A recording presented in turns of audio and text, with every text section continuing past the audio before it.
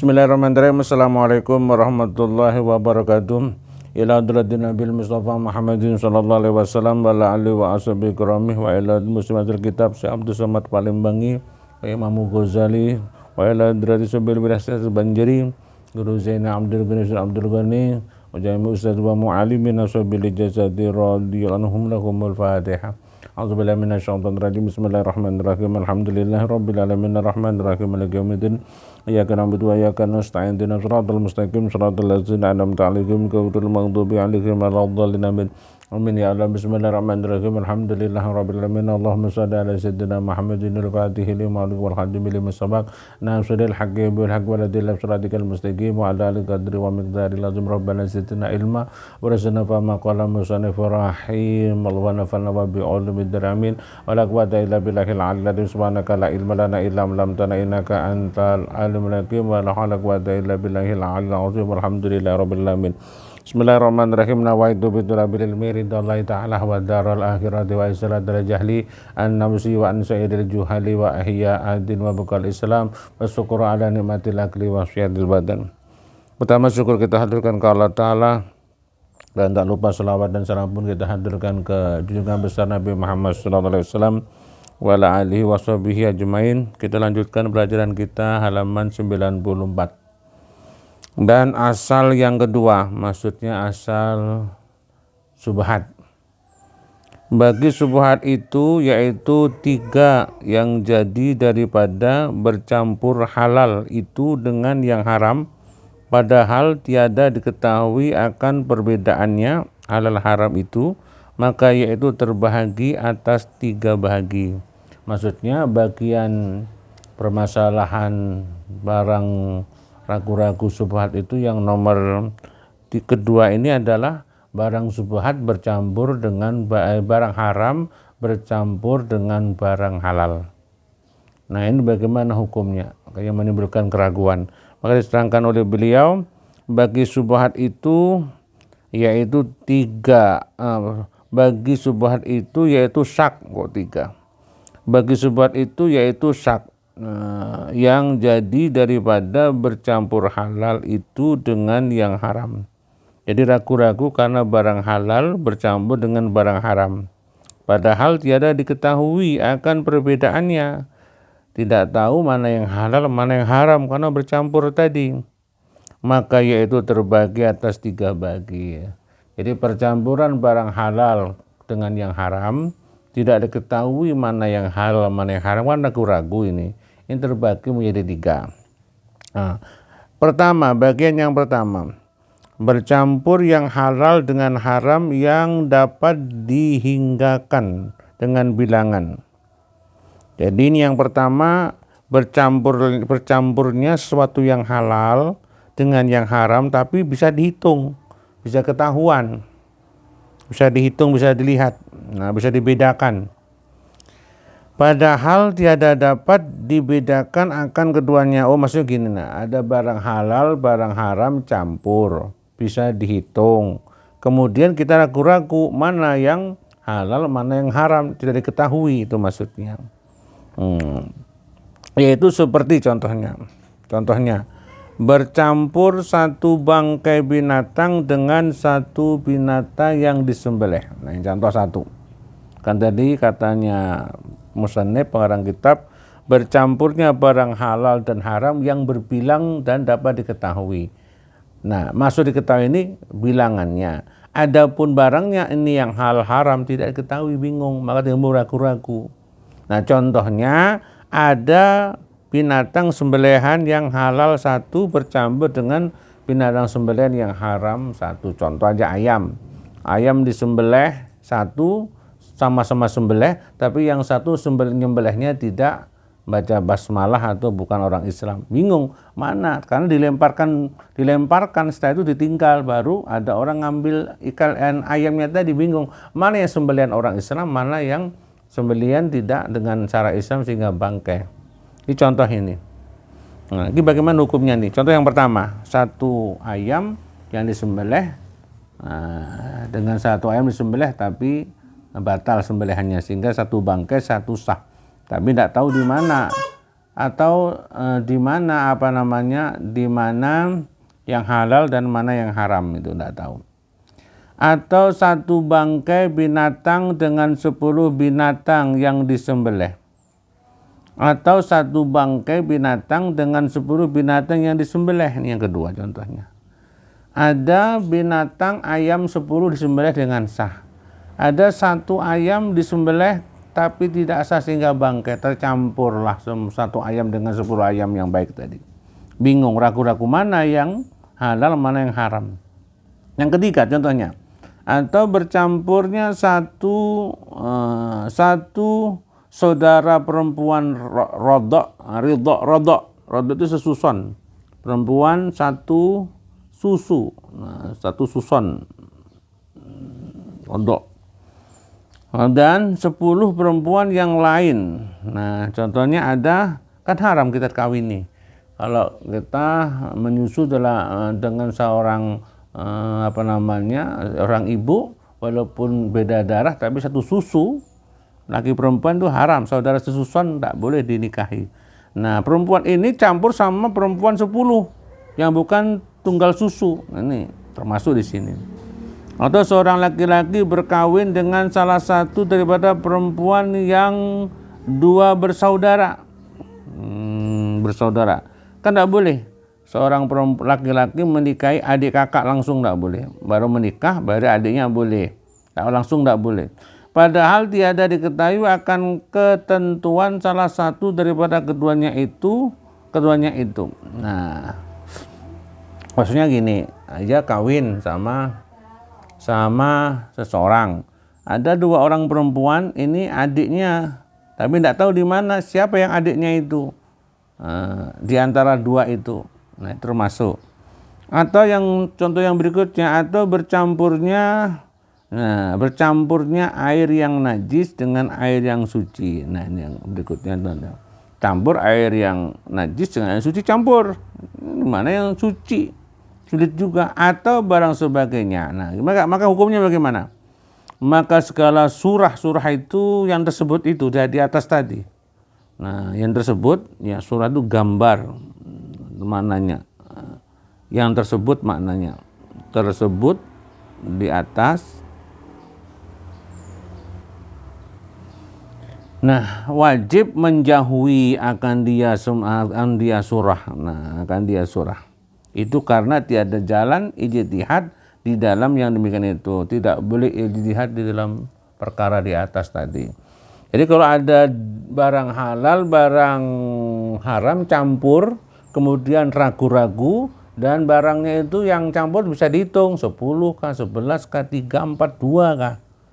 Nah, kalau ragu-ragu bercampurnya barang haram sama barang halal itu, dengan hitungan bisa dihitung percampurannya, maka disuruh menjauhi.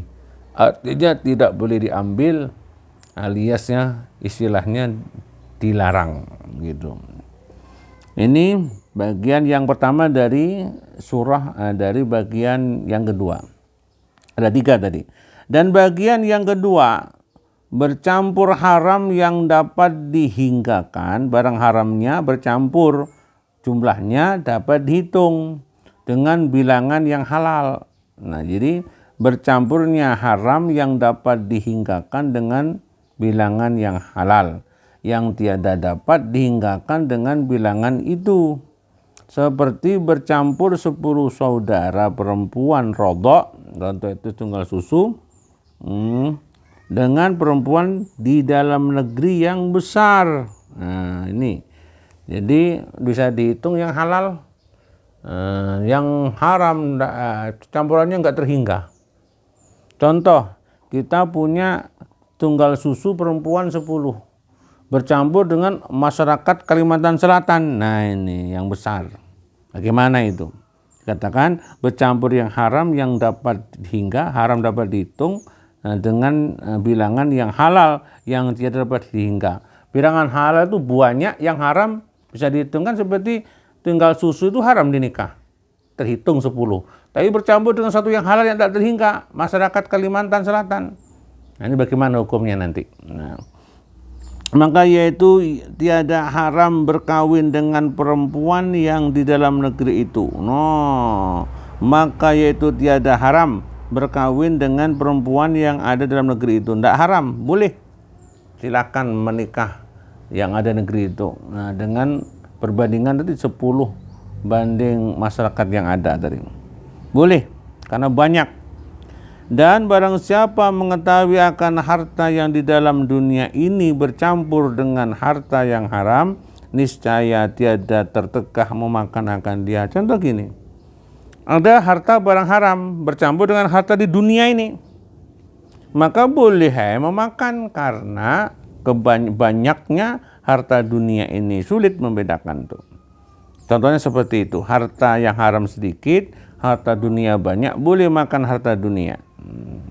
Dan tiada tertegah berjual dan membeli akan dia, akan dia harta dunia tadi loh. Harta haramnya sedikit, kemudian kita jual beli harta dunia ini boleh, karena tak terhingga. Demikian lagi hukum negeri yang bercampur serta yang haram, yang terhingga itu dengan harta yang halal, yang tiada terhingga karena yang demikian itu golib, itu kebanyakan, golibun kebanyakan percampurannya dan sangat hajat kepadanya percampurannya itu. Nah, seperti di negeri ini, suatu negeri barang haramnya sedikit, barang halalnya banyak, dan semua memerlukan harta itu, maka boleh memakan itu. Dan lagi sangat susah pada meliharakan akan yang demikian itu. Nah, susah. Nah, melihara, masa barang haram sedikit, barang halalnya satu negara, bagaimana untuk memilah-milahnya? Maka dibolehkan lebih banyak yang bagusnya. Karena firman Allah Ta'ala sulit tadi, wa ma ja'ala alaikum fid dini min harajin.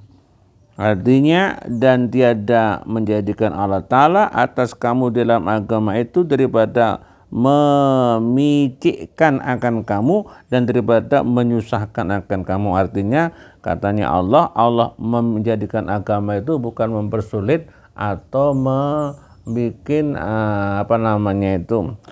kupuh kita atau mempersulitlah. Allah membuat agama, hukum agama tidak mempersulit umatnya, tapi mempermudah justru, kata beliau.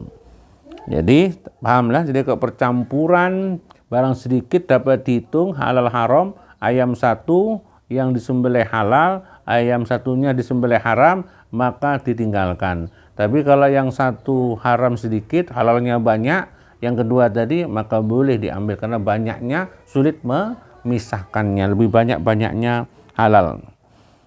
Dan lagi tatkala adalah dijual. Nah, orang pada masa hidup Rasulullah SAW akan perisai dan baju bulu, padahal tiada ditegahkan akan seseorang daripada membeli akan perisai dan baju bulu. Maksudnya mencuri nih.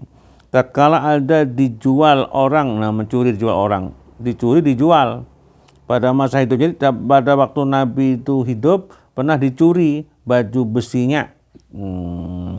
Rasulullah itu akan perisai dan baju besi untuk perang, dicuri, dijual. Nah, sehingga walaupun harta itu haram karena dia diambil, dibelanjakan sama orangnya, apakah dengan dia itu menjual perisai dan baju Rasul yang haram tadi, duitnya bercampur, kemudian haram semua sedunia? Tidak. Silakan kamu beli perisai, beli baju bulu, tidak apa-apa. Itu contohnya, dalilnya. Jadi daripada membeli akan perisai dan baju bulu itu dalam dunia, tidak apa-apa. Ini contohnya. Dan demikian lagi tatkala adalah dijual orang pada masa hidup. Dan lagi tatkala adalah dijual orang pada masa hidup Rasulullah, sudah tadi ya. Nah, dan demikian lagi adalah diketahui pada masa hidup Rasulullah SAW bahwa di dalam manusia itu harta yang riba dan harta yang haram, padahal tiada meninggalkan Rasulullah SAW, dan segala manusia akan dirham, dinar dan dinar pada membelanjakan akan dia dirham dan dinar. Maksudnya gini, Pada zaman Nabi hidup dan sahabatnya, banyak orang makan haram, makan uang riba di pasar-pasar, tapi tetap Nabi dan sahabat ini jual beli juga di pasar. Karena yang riba tadi sedikit, hartanya banyak, ini masuk ragu-ragu hukumnya, dalilnya ini.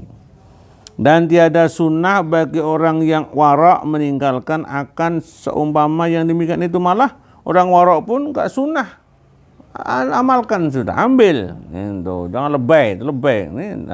Dan tiada sunnah bagi orang yang wara' meninggalkan akan sumpah amal yang demikian itu. Nabi tidak pernah meninggalkan, sunnahnya malah gak ninggalkan, diambil. Itu yang nomor 2. Sekarang dan bahagi yang ketiga, bahwasannya campur yang haram yang tiada terhingga dengan yang halal yang tiada terhingga, sama-sama tidak terhingga. Halalnya banyak, haramnya banyak. Kalau yang pertama itu apa? Terhingga semua, halal sedikit, haram sedikit, campur. Yang kedua, halalnya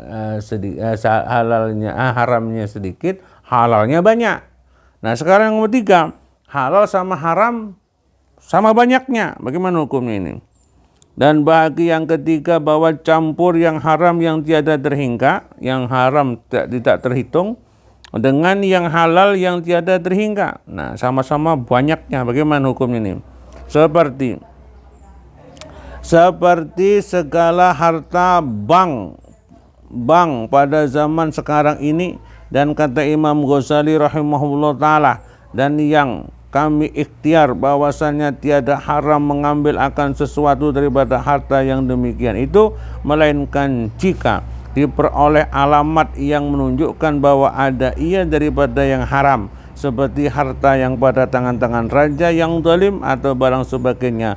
Tetapi harus bagi orang yang wara' itu meninggalkan akan diyakini. Kalau ini sama-sama baliknya, karena yang berputar sekarang ini duit bank semua. Nah maka boleh kita amalkan, boleh kita ambil. Cuma orang-orang yang wara' ini tidak boleh, karena bank semua ini pasti pakai bunga. Bank semua ini pakai tambahan utangnya. Dan ini semua sudah.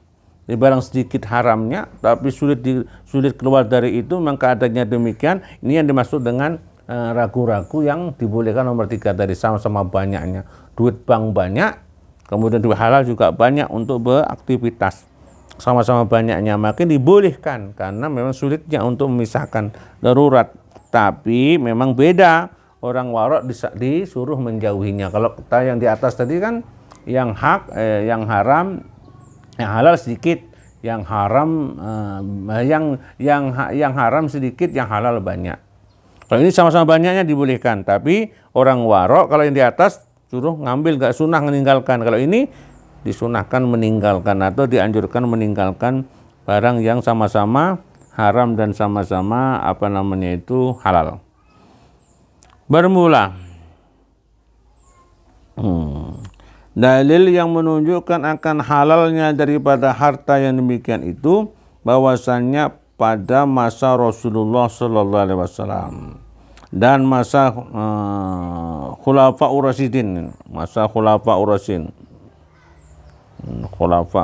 Rasyidin, seperti Sayyidina Abu Bakar, Sayyidina Umar, dan Sayyidina Utsman, dan Sayyidina Ali radhiyallahu anhum, tiada meninggalkan mereka itu para Khulafaur Rasyidin akan berjual dan membeli dan mengambil daripada harta yang demikian itu, padahal kebanyakan pada masa itu harta daripada harga arak, jual arak, dan harta riba. Nah, riba pada tangan orang-orang kafir ahli zimmi. Ahli zimmi itu ahli yang enggak memusuhi. Zimmi, ahli zimmah yang bercampur dengan harta yang halal pada masa itu. Di zaman Pak Nabi dan para sahabat, walaupun pada zaman itu banyak juga riba, banyak juga di sekitar beliau, tapi tetap jual beli. Itu dalilnya. Dan demikian lagi beberapa sahabat Rasulullah SAW, padahal mendapat mereka itu sahabat akan masa raja-raja yang zalim, padahal tiada menegakkan mereka itu para sahabat daripada berjual dan membeli di dalam pakan itu pasar. Dalam pakan itu pasar. Nah, pakan pasar mereka itu dengan sebab daripada dirampas. Itu dirampas akan harta dalam negeri Madinah. Gini maksudnya. Di zaman-zaman sahabat pun banyak mengetahui raja dolim-dolim, tapi dia tetap berjual beli. Dia tahu hartanya dolim diberikan ke masyarakat. Nah, karena nggak tahu, nggak jelas. Kecuali jelas, haram ya. Orang mencuri diberikan kamu, jelas tidak boleh. Ini nggak jelas, bedakan sulit. Maka dibolehkan jual, kata musannif ini. Demikian lagi itu. Dan demikian lagi adalah tentara. Tentara Yazid tatkala ia tentara memerangi akan negeri Madinah. Merampas akan negeri Madinah 3 hari dan beberapa sahabat Rasulullah SAW ada pada masa itu, padahal tiada menegakkan mereka itu akan berjual dan membeli serta bercampur harta rampasan itu dengan harta yang halal. Nah, contohnya, jadi Yazid memberontak kan, gubernur Syria itu sama Sayyidina Ali, kemudian rampas hartanya orang Madinah, kemudian dibuat jual beli harta rampasan, padahal haram jelas itu. Merampas tadi, maka para sahabat tidak meninggalkan jual beli, artinya boleh jual karena nggak tahu mana harta rampasan yang haram tadi, itu yang merampas tadi. Tetapi mana lagi bercampur harta rampasan dengan harta yang halal. Tetapi setengah daripada mereka itu lama menegakkan daripada yang demikian itu karena warak, bukan karena haramnya harta itu. Nah, meninggalkan itu para sahabat pada waktu rampasan perang dijual belikan, nggak mau jual beli karena warok. Adapun makan nggak apa-apa juga karena nggak tahu berapa persentasenya, sama-sama banyaknya itu. Dan setengah daripada subhat itu bahwa adalah suatu yang dibeli pada zimmah, yakni yang dibeli dengan berhutang tetapi dibayar akan harganya itu daripada harta yang haram. Nah, ini termasuk ini. Ya, utang beli sesuatu barang, bayarnya dengan barang haram. Ya, tengah daripada subhat itu bahwa adalah suatu yang dibeli pada zimmah. Ada zimmah yakni yang dibeli dengan berhutang tetapi dibayar akan harganya itu daripada harta yang haram. Sudah beli hutang, bayarnya pakai barang haram. Tetapi jika ia membeli akan sesuatu makanan pada zimmahnya, maka diterimanya akan dia dengan sukaridho hati orang yang menjual itu, maka dimakannya akan makanan itu dahulu daripada membayar akan harga yang haram itu, maka yaitu halal dengan ijma ulama. Ya, ulama. Dengan ijma ulama, dan tiada jadi haram ia dengan sebab dibayarnya kemudian daripada demikian dimakannya itu dengan harga yang haram itu, tetapi tiada lepas dimahnya ini, yakni tiada lepas hutangnya sebab dibayarnya dengan harta yang haram. Nah, ini gini. Contoh gini. Umpamanya Pak Ijo hutang sama Pak Imo, mau aku hutang beras berapa, 1 kintal, harganya berapa, 1 juta. Kemudian sebelum dibayar beras itu kan, karena bayarnya barang haram, dimakan dulu sama Pak Imo. Kemudian dimakan sebelum dibayar dengan barang haram, ini sah dimakan. Atau sekalipun sudah dibayar dengan barang haram tadi, kemudian dimakan, itu kata orang kitab ini nggak apa-apa, tapi hutangnya tetap. Orang hutang itu harus bayar pakai harta yang halal. Kalau makannya itu hutangnya dia pakai barang haram, maka tidak dihitung bayar hutang, tetap punya hutang. Nih, lihat itu. Kita baca lagi lah. Dan tiada jadi haram ia dengan sebab dibayar kemudian daripada demikiannya itu. Nah, dibayar makanan tadi nggak haram dengan harganya yang haram itu. Nah, barang haram dibayar, tetapi tiada lepas dimahnya, yakni orang yang menjual, yang membeli dengan haram tadi tiada lepas hutangnya sebab dibayar dengan harta yang haram. Nggak apa-apa, rumah gitulah. Ada hutang, mau bayarnya pakai barang haram. Maka dimakan dulu itu halal sebelum dibayar barang haram. Sekalipun dibayar makan barang duit dengan haram tadi, halal dimakan. Cuma kalau untuk bayar hutang tetap, karena membayar hutang tidak boleh pakai duit haram. Ini hukum bang, hati-hati kita. Nah, saya ulangi, jika ia membeli akan sesuatu makanan pada dimahnya, harganya, maka diterimanya akan dia barang dengan sukaridonya, dengan sukarido hatinya, ridho. Orang yang menjual itu, maka dimakannya akan makanan itu dahulu daripada membayar akan harga yang haram, itu maka yaitu halal dengan ijma ulama. Dengan ridho sebelum dibayar dimakan dulu. Nanti saya bayar habis ini minta 1 jam 2 jam. Ridho aja yang jual dimakan nggak apa-apa itu. Orang yang menjual itu maka dimakannya, nah itu dia, nggak apa-apa. Dimakannya pada jimaknya maka diterimanya akan dia dengan sukaridho hatinya. Orang yang menjual itu maka dimakannya akan makanan itu dahulu daripada membayar, pakai utang haram tadi, sah harga yang haram itu, maka yaitu halal dengan ijma ulama. Halal ijma ulama. Jadi kalau beli utang belum bayar hutang dengan barang haram dimakan, berasnya halal. Nah, dan tiada jadi haram. Nah, ya, anda haram ia orang dengan sebab dibayarnya kemudian daripada dimakannya. No. Jadi maksudnya gini, setelah dimakannya dibayar pakai harta haram tadi. Nah, itu dah haram. Dan tiada jadi haram ia dengan sebab dibayarnya kemudian setelah daripada dimakannya barang itu dengan harga yang haram itu. Tidak halal aja, makan dulu minta ridho, dibayar dengan haram, tetapi tiada lepas dimanya, yakni tiada lepas hutangnya sebab dibayar dengan harta yang haram. Nih gini. Berarti kalau membeli barang haram itu sebelum dibayar dimakan dulu sah.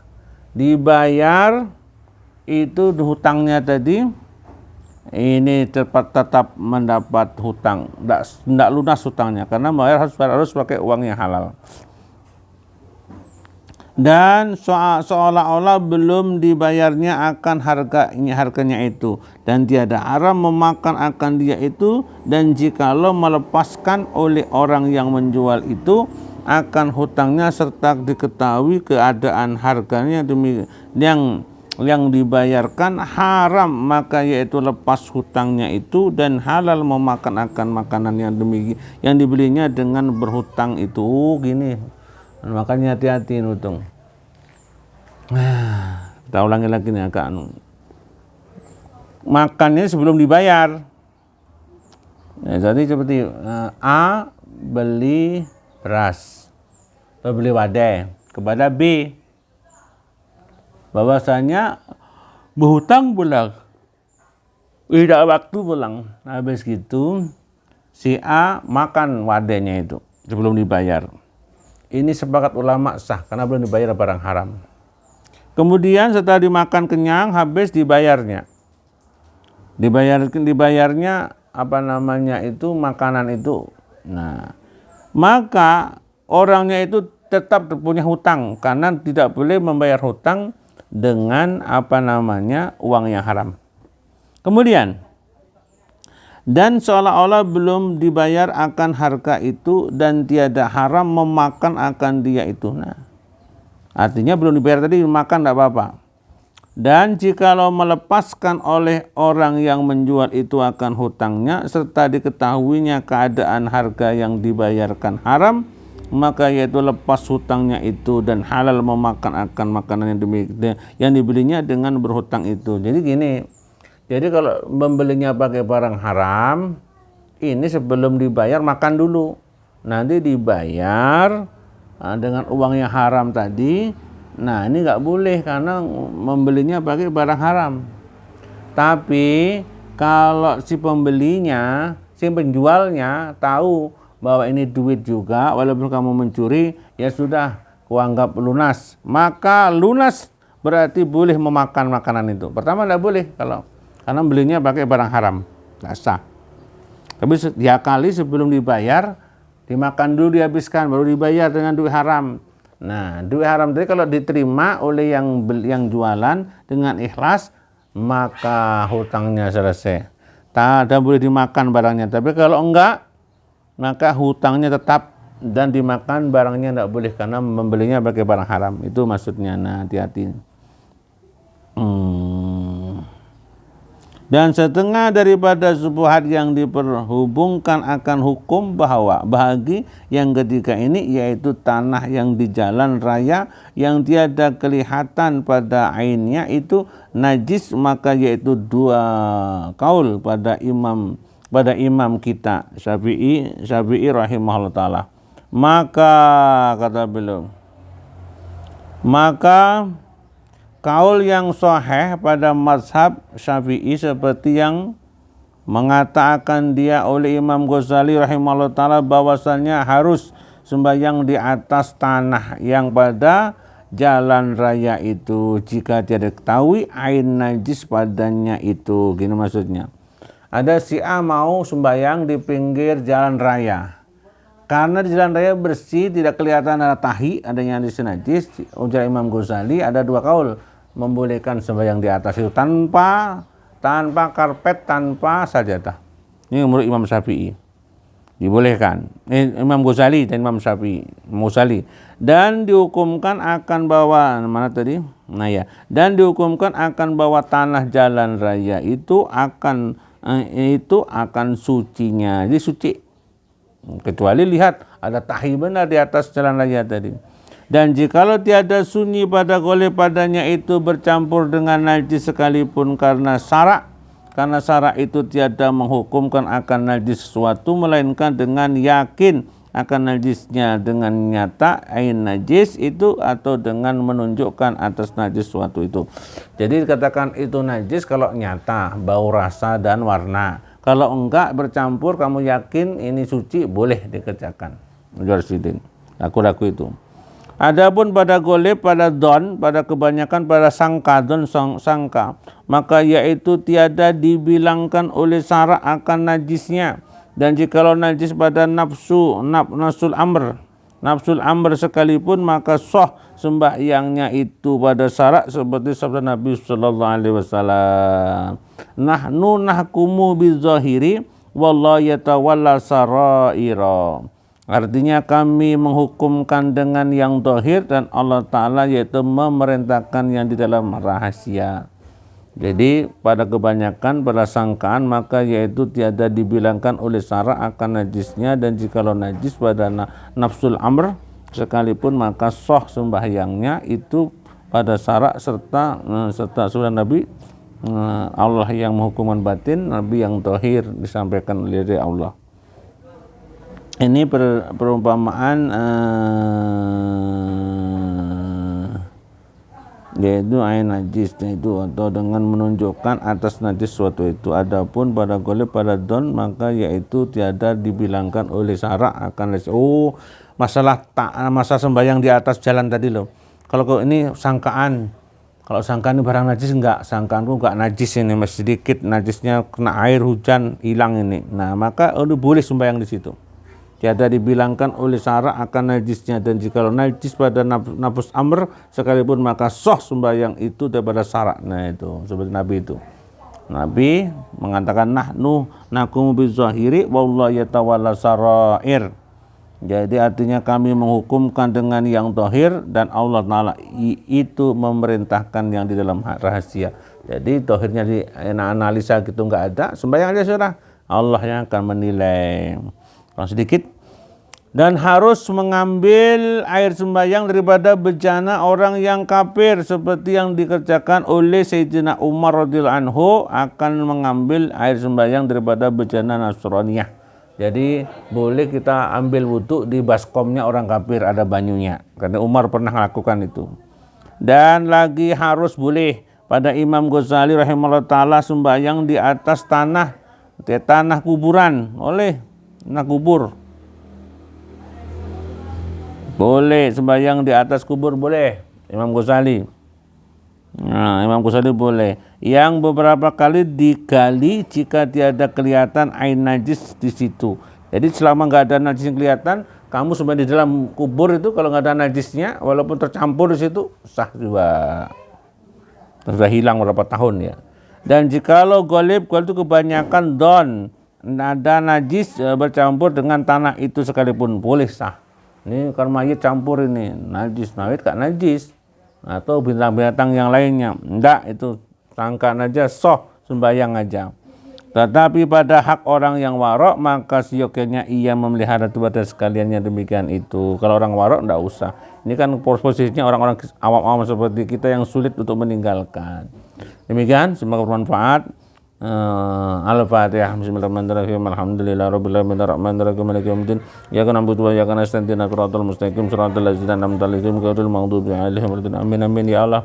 Bismillahirrahmanirrahim. Alhamdulillahirabbil alamin. Allahumma shalli ala sayyidina Muhammad wa ala Muhammad al maghrib ilmi wa ajna bil ilmi wa bil taqwa wa ajna bil afiyah. Allahumma shalli ala taubatu wa firwatu wal hidayah wal istiqamatu wa ahlul katimah wa man yattaqilla yaj'al makhrajan min haythu la yahtasib wa man tawakkala wa hasbuhu innallaha balighu amri qad ja'ala kulli shay'in qadara bi ilmi wal fulas berkati majlis ilmi berkati syabul kejiyani subhana rabbika rabbil izzati amma yasifun wa salamun alal mursalin lillahi rabbil alamin wallahu muwaffiq ila aqwamit. Wassalamualaikum warahmatullahi wabarakatuh. Sallallahu alaihi Muhammad.